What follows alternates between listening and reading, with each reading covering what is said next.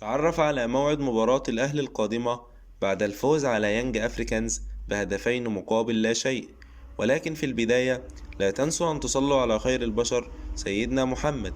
سوف يلعب الأهلي المباراة القادمة أمام وادي دجلة في الدوري المصري، ويحتل الأهلي المركز الثالث ب23 نقطة، وبيراميدز يحتل المركز الثاني ب27 نقطة، ويحتل المركز الأول سيراميكا ب32 نقطة.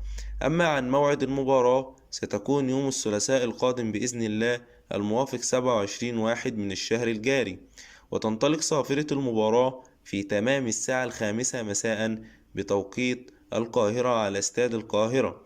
هل تؤيد أن يلعب الأهلي بنفس التشكيل الذي لعب به أمام يانج أفريكانز؟